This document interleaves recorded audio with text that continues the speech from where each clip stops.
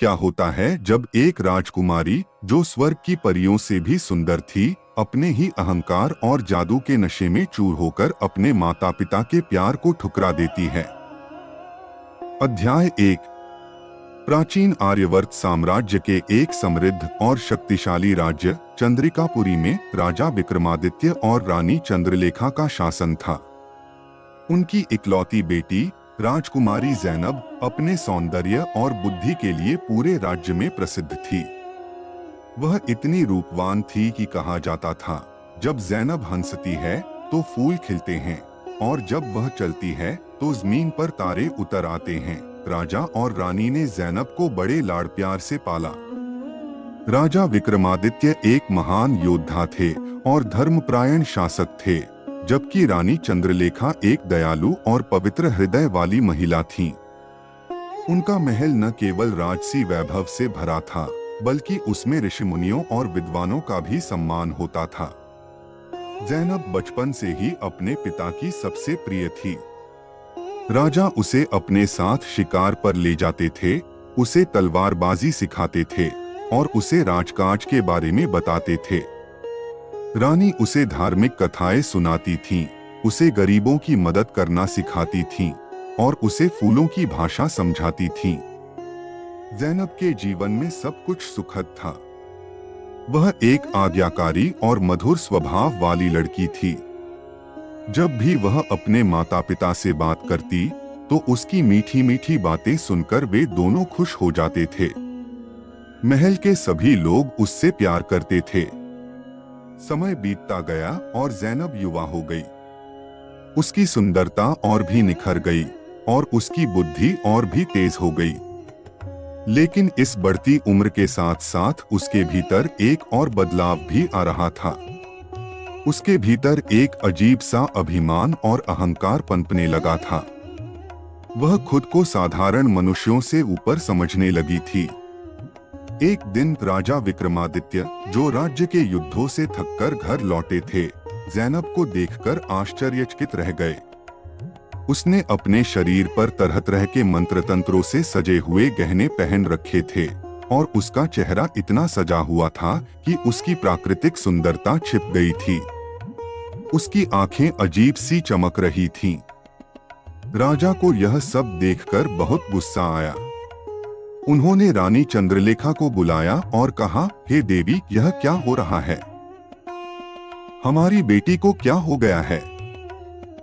तुम उसे समझाती क्यों नहीं? यह हमारी इकलौती बेटी होने का यह मतलब नहीं है कि वह इस तरह के काले जादू और तंत्र मंत्र में लीन हो जाए। उसे धार्मिक और नैतिक शिक्षा दो, उसे हमारे राज्य के संस्कारों और परंपराओं का पालन करना सिखाओ। रानी चंद्रलेखा ने राजा की बात सुनकर बहुत क्रोधित हो गई। उन्होंने राजा को तो कुछ नहीं कहा, लेकिन अपनी बेटी का हाथ पकड़कर उसे अंदर ले गईं, गुस्से से फुफकारती हुई। राजा विक्रमादित्य ने मन ही मन सोचा, देख लेना, तुम एक दिन जरूर पछताओगी। अगले दिन राजा को एक महत्वपूर्ण सैन्य अभियान के लिए दूर के राज्य में जाना पड़ा। जाने से पहले उन्होंने अपनी बेटी का माथा चूमा और कहा, बेटी, हमेशा खुश रहना। बस कुछ समय की बात है, फिर मैं लौट आऊंगा। तुम अपनी माँ का ख्याल रखना और मेरे दिए गए शिक्षा को कभी मत भूलना। राजा के जाने के बाद जैनब का अहंकार और भी बढ़ गया। उसने अपने कमरे में एक रहस्यमय दर्पण रखा था, जिसे मृगतृष्णा कहा जाता था।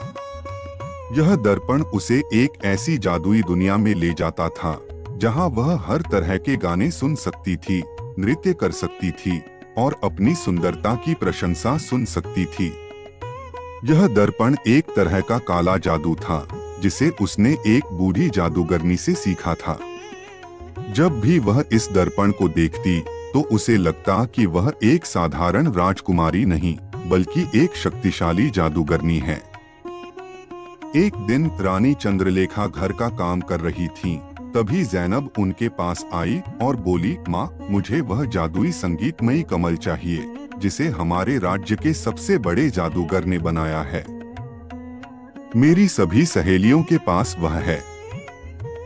रानी ने जैनब की बात सुनकर उसे समझाया, बेटी, तेरे पिता ने तुम्हें इन सब चीजों से दूर रहने को कहा था। यह जादुई चीजें तुम्हें नुकसान पहुंचा सकती हैं। लेकिन जैनब को यह सुनकर बहुत गुस्सा आया। उसने अपनी माँ से कहा, माँ, मुझे नहीं पता। मैं कुछ नहीं खाऊंगी, कुछ नहीं पीऊंगी, न कोई काम करूंगी और न ही पढ़ाई करूंगी। जब तक आप मुझे वह जादुई कमल नहीं लाकर देंगी, मैं कोई काम नहीं करूंगी। चाहे जो मर्जी हो जाए। इतना कहकर वह रोने लगी। रानी चंद्रलेखा का हृदय अपनी इकलौती बेटी के लिए पिघल गया। वह सोचती थी कि उनकी कोई और संतान तो थी नहीं। वह जैनब के पास आई और बोली, बेटी, भगवान के लिए खाना खा लो। मैं तुम्हारी हार मान लेती हूँ। मैं तुम्हें वह जादुई कमल लाकर दूंगी। हम आज ही उसे लेकर आएंगे। यह सुनते ही जैनब के चेहरे पर मुस्कान आ गई। इसके बाद दोनों मां बेटी बाजार गईं और रानी ने उसे वह जादुई कमल खरीद दिया। अब तो जैनब बहुत खुश थी, क्योंकि उसकी सबसे बड़ी इच्छा जो पूरी हो गई थी, जो नामुमकिन थी। उसके पिता तो उसे कभी भी यह जादुई कमल नहीं लेने देते, लेकिन उसकी मां उसकी जिद के आगे हार गई थी। अब आगे क्या होने वाला था? जैनब घर वापस आई और जादुई कमल को उसके बक्से से निकाला। उसकी मां खुशी खुशी उसके पास बैठ गई और बोली, बेटी, मुझे भी दिखाओ यह कैसा होता है। जैनब के तेवर तुरंत बदल गए। उसने अपनी मां से कहा, मां, जाओ अपना काम करो। तुम्हें क्या पता यह जादुई कमल क्या होता है और कैसे चलता है? तुम तो कोई पढ़ी लिखी नहीं हो, तुम तो जाहिल हो। मां को गुस्सा तो आया, लेकिन बेटी की खातिर उन्होंने सब कुछ नजरअंदाज कर दिया। समय यूं ही गुजरता गया। जैनब दिन प्रतिदिन बिगड़ती गई। वह हर वक्त उस जादुई कमल में खोई रहती। वह न तो अपनी मां की बात मानती, न कोई घर का काम करती और न ही धार्मिक अनुष्ठानों में भाग लेती।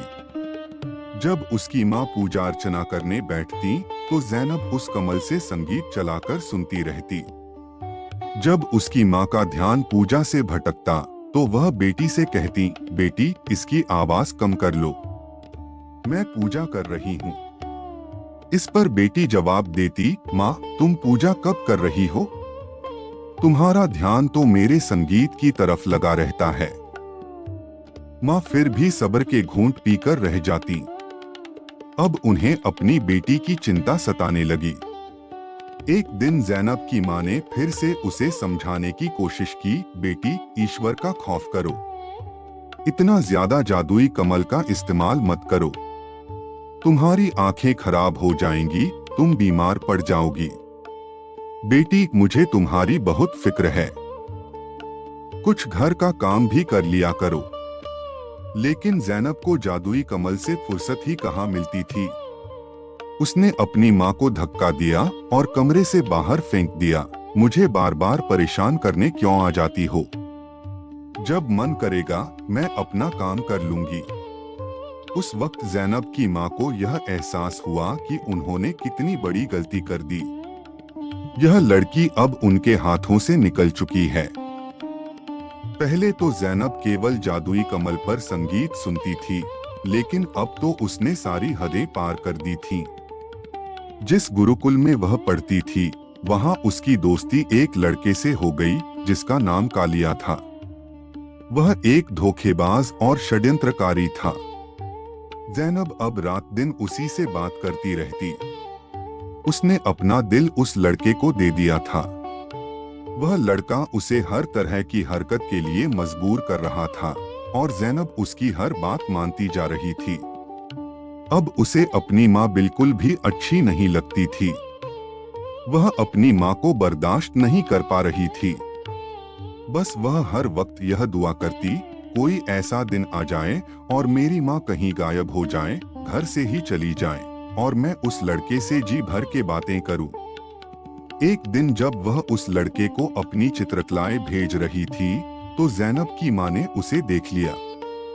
उन्होंने जैनब के मुंह पर एक जोरदार थप्पड़ मारा और बोली, क्या मैंने इसलिए तुम्हें जादुई कमल लेकर दिया था? जैनब को यह सुनकर बहुत गुस्सा आया। उसने अपनी मां को एक झटके में जमीन पर गिरा दिया और उन्हें मारने लगी। साथ साथ यह कह रही थी, तुम्हारी हिम्मत कैसे हुई मुझे थप्पड़ मारने की? यह मेरी जिंदगी है, मैं इसे अपनी मर्जी से जीऊंगी। तुम तो मुझे जीने का कोई हक नहीं देती, न तुम कहीं मरती हो न मेरी जान छोड़ती हो। उसने अपनी मां की सारी हदें पार कर दी थीं। वह अपनी मां को बुरी तरह मार रही थी। तभी अचानक दरवाजा खुला और जैनब के पिता राजा विक्रमादित्य बिना बताए ही वापस आ गए। उन्होंने आते ही घर में यह भयानक माहौल देखा। वह दौड़कर अपनी पत्नी को जमीन से उठाया और अपनी बेटी को एक जोरदार थप्पड़ मारा और बोले, बेटी, क्या तुमने अपनी शर्म और हया बेच दी है? अपनी ही मां को थप्पड़ मार रही हो? जैनब की मां ने रोते रोते अपने पति को सब कुछ सच सच बता दिया। मैंने ही इस नासमझ को जादुई कमल लेकर दिया था, जिसकी वजह से यह लड़की बिल्कुल बर्बाद हो चुकी है। राजा विक्रमादित्य ने कहा, अब क्यों पछता रही हो? यह सब तुम्हारी ही गलती का नतीजा है। अभी वह दोनों पति पत्नी बातें ही कर रहे थे कि बेटी पांव पटकती हुई अपने कमरे में चली गई और जाते ही उसी लड़के कालिया को संदेश भेजा। उस लड़के ने जैनब को तसल्ली दी और उसके माता पिता के खिलाफ और भड़काने लगा। यह तुम्हारे कैसे माता पिता हैं? तुम पर तो जुल्म करते हैं। तुम्हें भी तो जीने का हक है। अगर तुम मुझसे बात करती हो तो क्या कोई गुनाह करती हो? जैनब संदेश पर रोए जा रही थी। उस लड़के ने जैनब से कहा, तुम्हारे पिता जो भी धन कमा कर लाए हैं, तुम ऐसा करो, वह सब कुछ समेटो और मेरे पास आ जाओ। हम भागकर शादी कर लेंगे। जैनब ने घर में मां के जितने भी जेवर और पिता का जितना भी धन था, वह उठाया और लेकर रात को चुपके से भाग गई। वह लड़का जैनब का इंतजार कर रहा था। जब उसने जैनब को आते देखा तो जल्दी से जैनब का सारा सामान पकड़ा और कहने लगा, तुम यहीं रुको, मैं रथ का इंतजाम करके आता हूँ। फिर जैनब पूरी रात उस लड़के का इंतजार करती रही, लेकिन वह नहीं आया। जैनब को वहां पर एक बूढ़ा साधु आता दिखाई दिया। उस साधु ने पूछा, बेटी, क्या बात है? तुम अकेली क्यों बैठी हो और रो क्यों रही हो? जैनब ने रोते हुए उस साधु को अपना सारा वाकया सुनाया। उस साधु ने जैनब को समझाया, बेटी, अभी भी कुछ नहीं बिगड़ा है। भोर होने से पहले तुम ऐसा करो, चुपके से घर लौट जाओ। तुम्हारे माता पिता को कुछ पता नहीं चलेगा और उनकी इज्जत बच जाएगी। जैनब ने बिल्कुल ऐसा ही किया और चुपके से अपने घर वापस आ गई। उसने देखा कि उसके माता पिता अभी सो रहे थे। वह भी चुपके से आकर सो गई। जब सुबह हुई तो मां ने घर में देखा, न तो कोई धन था और न उसका कोई जेवर था। वह रोने पीटने लगी। लेकिन जैनब के दिल में फिर भी जरा सा रहम नहीं आया कि वह अपनी गलती स्वीकार करे और सब कुछ सच सच बता दे। उसकी हरकतें वैसी की वैसी ही रहीं। फिर एक दिन ऐसे ही जैनब को उसी लड़के कालिया का संदेश आया, जैनब, मुझे कुछ धन की आवश्यकता है। तुम मुझे कुछ धन भेजो, वरना मैं तुम्हारी भेजी हुई चित्रकलाएं लोगों को दिखा दूंगा और तुम्हारे पिता को भी दिखा दूंगा। तुम्हारे पिता की एक कौड़ी की इज्जत नहीं रहेगी। अगर तुम्हें अपनी इज्जत प्यारी है तो मुझे तुरंत धन भेजो। लेकिन जैनब तो अपने पिता का सारा धन पहले ही बर्बाद कर चुकी थी। उसके पास अब धन देने के लिए नहीं बचा था। फिर उस लड़के ने भी तमाम हदें पार कर दी और उस जैनब की सारी चित्रकलाएं उसके रिश्तेदारों और अपने दोस्तों में फैला दी। जब जैनब के पिता राजा विक्रमादित्य को बेटी की ये तस्वीरें देखने को मिली और लोगों ने तरह तरह की बातें की, तो उनका दिल यह सब बर्दाश्त न कर सका और सदमे से वहीं दम तोड़ दिया। लेकिन ज़ैनब तो पता नहीं फिर भी किस मिट्टी की बनी हुई थी। गम मनाने या तौबा करने के बजाय वह अपनी हरकतों से बिल्कुल भी बाज न आई। अब तो वह ज़ैनब राजमहल से निकलकर नगर के गुप्त स्थानों में बने मैखानों में जाना शुरू हो गई। और अब उसकी विधवा माँ रानी चंद्रलेखा बेचारी बेटी को बहुत समझा रही थी, लेकिन बेटी तो बिल्कुल बिगड़ चुकी थी।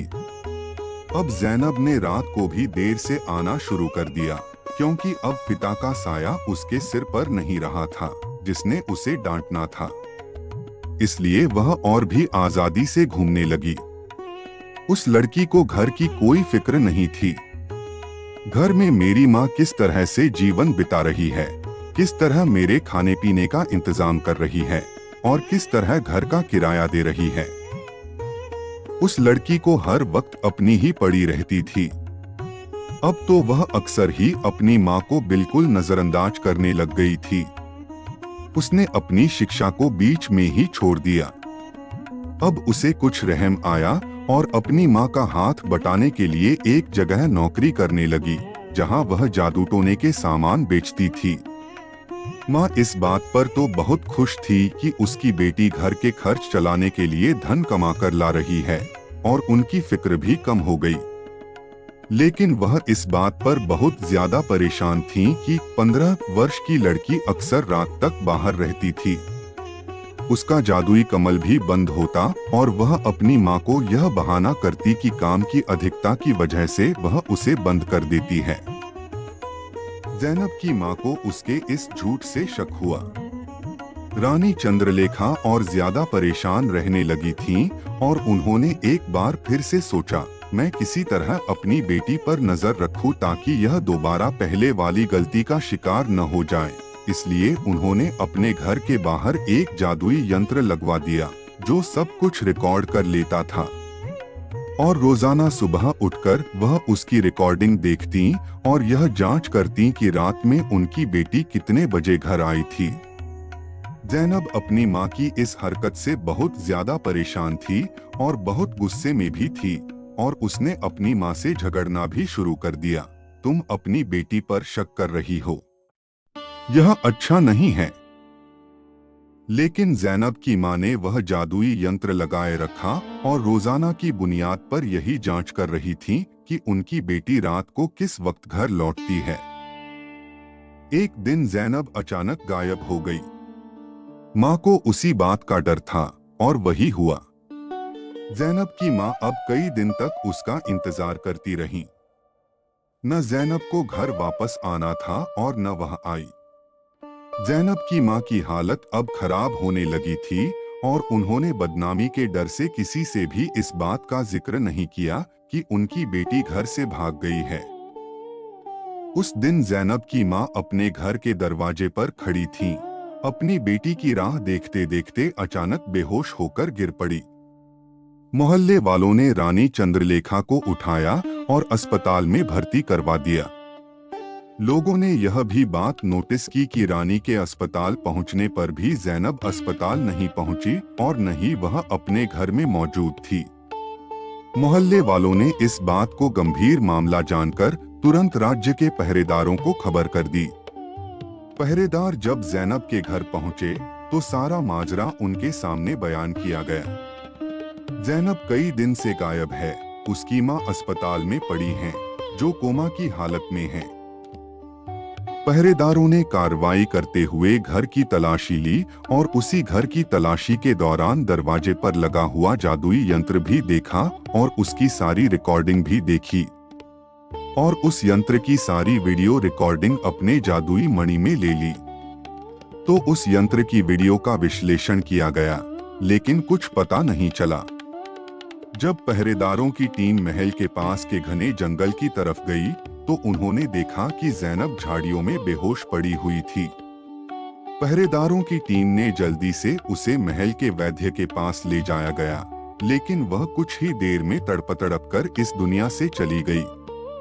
क्योंकि वैद्य ने बताया कि पिछले 3 दिनों से जंगली जानवर उसके शरीर को नोच रहे थे और उसके साथ जानवरों ने बहुत ही घिनौना काम किया था, जिसके कारण उसकी हालत मौत से भी बदतर हो गई थी और उसकी माँ अभी भी कोमा में थी।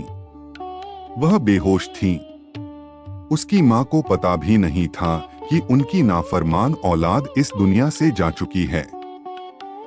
अब मोहल्ले वालों ने जैनब के अंतिम संस्कार का बंदोबस्त करना था, क्योंकि जैनब का शव बिल्कुल लावारिस पड़ा हुआ था।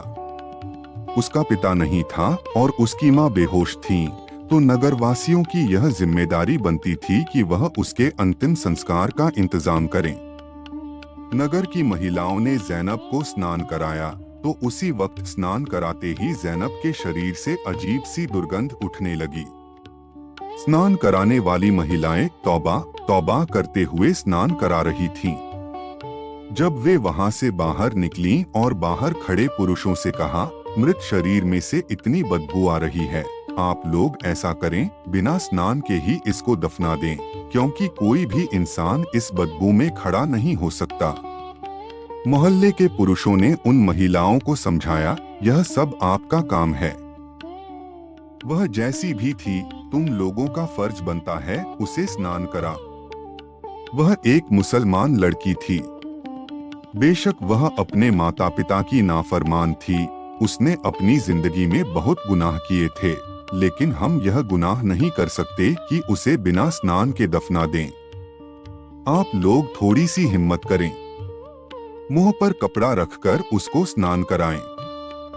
हमें अपना कर्तव्य सही तरीके से निभाना है। उसका शव लावारिस है और हम एक मुसलमान हैं। हमारा फर्ज बनता है कि हम उसके अंतिम संस्कार का इंतजाम करें।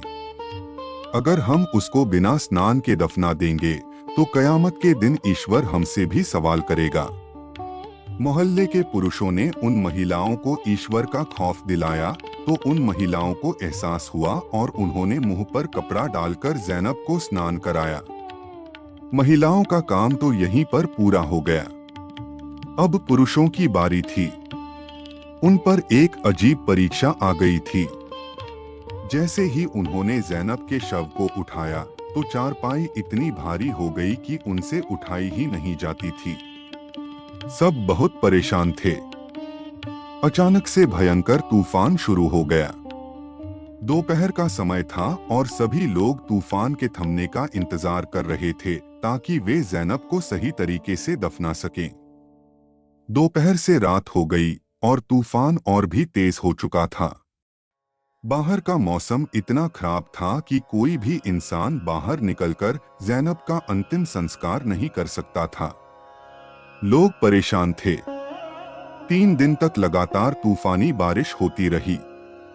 इतनी ज्यादा बारिश हुई कि बाहर निकलना नामुमकिन था। सबने मजबूर होकर यह फैसला किया कि गांव के सबसे बड़े ज्ञानी पंडित जी से बात की जाए। मोहल्ले वालों ने पंडित जी से बात की और कहा, अब क्या किया जाए? 3 दिनों से लड़की का शव पड़ा हुआ है और शव में इतनी ज्यादा बदबू हो गई है कि हम उसके करीब भी नहीं जा पा रहे। आप ही कोई हल निकालें, आपको धर्म कर्म का ज्यादा पता है। पंडित जी ने कहा, मौसम तो खराब है और रात का समय है, लेकिन हर हाल में आज रात इस बेचारी को दफना दो। मोहल्ले वालों ने छतरियां लेकर उसके शव को उठाया। बहुत मुश्किल से उसका शव उठा। जैसे ही कब्रिस्तान पहुंचे तो बारिश बहुत तेजी से बरस रही थी और जो जैनब की कब्र थी वह पूरी की पूरी पानी से भर चुकी थी। वे लोग परेशान हो गए और दोबारा से दूसरी जगह कब्र खोदना शुरू किया, लेकिन वह कब्र भी बारिश की वजह से पानी से भर जाती। वे लोग आधी रात तक इसी कशमकश में रहे कि आज किसी भी हाल में जैनब के शव को दफनाना है, वरना उसके शव से बीमारियां फैलने का खतरा था। इतने में वहीं पर एक बूढ़ा फकीर आया और उसने कहा, मैं एक बात कहूं, बुरा मत मानना, लेकिन मैंने एक ख्वाब देखा है कि जैनब को हम उसके जादुई कमल और उसके सौंदर्य सामान के साथ दफना रहे हैं, तभी उसे कब्र में जगह मिल रही है। जब उस फकीर ने अपना यह ख्वाब सबको बताया तो सब परेशान हो गए कि आखिर कैसे ज़ैनब को इन सब चीजों के साथ दफनाया जाए। लेकिन उस फकीर ने कहा कि उसे सिर्फ सच्चे ख्वाब आते हैं। और हकीकत भी यही थी, वह ईश्वर का बहुत ही नेक बंदा था। लोगों ने सोचा कि हम उस फकीर की बात पर अमल करके देखते हैं, क्या पता उसे जमीन में जगह मिल जाए। लोग उसके घर से उसका जादुई कमल और उसका सौंदर्य सामान उठाकर लाए और ज़ैनब के शव के ऊपर रख दिया। फिर एक और जगह उसकी कब्र खोदी गई। अब पानी थोड़ा कम हो चुका था, बारिश थम चुकी थी और बड़ी मुश्किल से ज़ैनब को जगह मिली। ज़ैनब को कब्र के अंदर रखा गया और कब्र में ही उसका जादुई कमल और उसका सौंदर्य सामान भी रखा गया। सबको बहुत अजीब लग रहा था, लेकिन सबको लग रहा था कि यह उसकी शिक्षा का समय है। जिन चीजों से उसने जिंदगी में प्यार किया और उन चीजों की वजह से उसने माता पिता की नाफरमानी भी की, उनको तकलीफ दी, तो यह चीजें वह दुनिया में छोड़कर नहीं जा सकती। उसे उन्हीं चीजों के साथ कब्र में दफना दिया जाए ताकि उसे एहसास हो कि उसने दुनिया में क्या कमाया और क्या नहीं। फिर अचानक ही एक व्यक्ति की चीख बुलंद हुई। उसने कहा, देखो, इस लड़की की जुबान बाहर आ गई है और उसके कानों से कीड़े निकलने लगे हैं। यह मंजर इतना खौफनाक था कि वहां पर मौजूद सभी लोग चीखने लगे, चिल्लाने लगे। उन्होंने कहा, इस पर तो मिट्टी डालने से पहले ही अजाब नाजिल हो चुका है। जल्दी करके इस पर मिट्टी डाल दो और यहाँ से भाग चलो। ऐसा न हो कि इसका अजाब हम सबको अपनी लपेट में ले ले। नगरवासियों ने उसकी कब्र पर मिट्टी डाल दी और तुरंत वहां से भाग निकले। महिलाएं तौबा अस्तगफार पढ़ने लगीं। पंडित जी से जब इस बात का जिक्र किया तो पंडित जी ने ज़ैनब की माफी के लिए पाठ रखवाया और सब ने 3 दिन तक ज़ैनब की माफी के लिए प्रार्थना की। इतने में उसकी माँ रानी चंद्रलेखा को होश आया तो उसने सारी हकीकत बता दी। उसकी माँ रोने लगी और सबने उसकी माँ से कहा, तुम अपनी बेटी को माफ कर दो तो ईश्वर भी उसे माफ कर देगा, वह बहुत बड़े अजाब में है। ज़ैनब की माँ बहुत रोने लगी और उसने ईश्वर के सामने सजदा करके अपनी बेटी के लिए माफी मांगी और कहने लगी, हे ईश्वर, वह मेरी नाफरमान बेटी थी। हे पवित्र परमेश्वर, तू उसकी माफी स्वीकार कर, क्योंकि मुझ में ही तो कमी थी। मुझसे उसकी परवरिश करने में ही कमी हो गई थी। मैंने उसको इतना लाड़ प्यार दिया और उसकी यह जिंदगी मेरे लाड़ प्यार का ही नतीजा थी, जो बुरी गुजरी। जब उसकी माँ ने उसको माफ कर दिया तो फिर पंडित जी ने कहा, तुम लोग ज़ैनब की कब्र खोदो और वह जादुई कमल और सौंदर्य सामान वहां से निकाल दो। यह सही तरीका नहीं है। इस तरह शव को नहीं दफनाना चाहिए था। तुम लोगों को पहले मुझसे यह बात पूछ लेनी चाहिए थी। पंडित जी के कहने पर नगर के लोग दोबारा कब्रिस्तान गए। अब धूप निकल चुकी थी और कब्रिस्तान की जमीन सूखी थी। उन्होंने कब्र खोदना शुरू कर दिया और देखा तो कब्र ठीक ठाक थी और उन्होंने कब्र में मौजूद जादुई कमल और सौंदर्य सामान बाहर निकाला और ईश्वर के सामने तौबा किया। कब्र में ज़ैनब के साथ उन लोगों को यह सब चीजें नहीं दफनानी चाहिए थी। फिर अचानक से एक व्यक्ति की नजर ज़ैनब के चेहरे पर पड़ी तो उन्होंने देखा कि उसके चेहरे से अजाब हट चुका है, उसकी जुबान भी सही है, उसका चेहरा रोशन है। और लोगों ने महसूस किया कि उसकी कब्र से अब खुशबू भी आ रही थी। वापस आकर उन्होंने पंडित जी से यह माजरा बयान किया तो पंडित जी ने कहा, यह उसकी माँ की प्रार्थना थी जो कबूल हो गई। क्योंकि माँ की प्रार्थना को स्वर्ग की हवा इसलिए कहा जाता है कि जब वह औलाद को लग जाए तो स्वर्ग की हवा की तरह ही लगती है। और ज़ैनब को उसकी माँ की प्रार्थना लग चुकी थी। नगरवासियों ने फिर से प्रार्थना की और ज़ैनब की माफी के लिए दुआ की और सबने ईश्वर से माफी मांगी कि उन्हें कब्र में जादुई कमल और सौंदर्य सामान नहीं डालना चाहिए था। नगरवासियों को एहसास हो गया था कि उन्होंने यह काम करके बहुत बड़ा गुनाह कर दिया, कब्र की और शव की बेइज्जती की। इसलिए उन्होंने ईश्वर से माफी मांगी। कुछ दिनों बाद ज़ैनब की मां को एक ख्वाब आया जिसमें ज़ैनब बहुत खुश थी और अपनी मां से कह रही थी, मां, मैंने तुम्हारी और पिताजी की सारी जिंदगी नाफरमानी की। तुम लोगों को बहुत तकलीफ दी, जिसकी मुझे बहुत बड़ी सजा मिल रही थी। लेकिन जैसे ही तुमने मेरे लिए प्रार्थना शुरू की तो ईश्वर ने मुझसे अजाब हटा दिया। बेशक माता पिता का दर्जा बहुत ऊंचा है।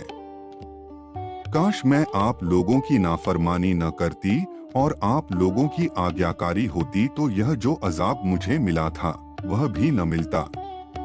लेकिन माँ, यह तुम्हारी प्रार्थना है। तुम्हारी प्रार्थना ने ही मुझे इस अजाब से बचाया। यह ख्वाब सुनकर नगरवासी खुश हो गए और पंडित जी ने सबसे कहा, देखो हम सब कितने गुनहगार हैं। बड़े बड़े गुनाह करते हैं और हमें उसकी सजा भी मिलती है, लेकिन ईश्वर की सत्ता इतनी मेहरबान है कि जब इंसान को अपनी गलती का एहसास हो जाए तो तुरंत ही वह उस इंसान को माफ कर देता है। यह ईश्वर की दया और कृपा है। वह हमें माफ कर देता है। अगर वह हमें माफ न करता तो हम तो हमेशा आग में जलते रहते। इसका यह मतलब नहीं कि ईश्वर को दयालु और कृपालु समझकर हम गुनाह करते रहें, बल्कि इसका यह मतलब है कि हमें ईश्वर की आज्ञा का पालन करना चाहिए, उसके रास्ते पर चलना चाहिए। जब हमारा रब हमसे इतनी मोहब्बत करता है तो हमें भी चाहिए कि हम अपने रब से मोहब्बत करें और उसके आज्ञाकारी बंदों में से बन जाएं।